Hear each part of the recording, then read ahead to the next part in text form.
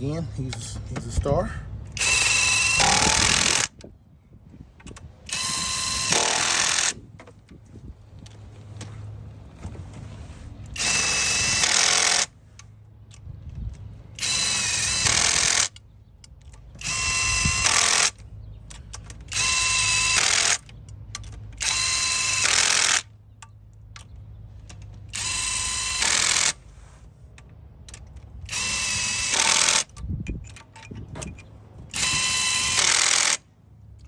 Okay, there we go. Skil impact driver. All right.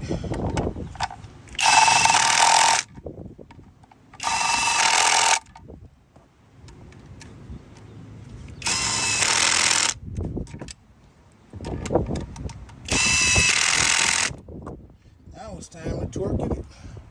Torque them back down. I'm not going to show that process again, but it's reinstalled, and stop it here.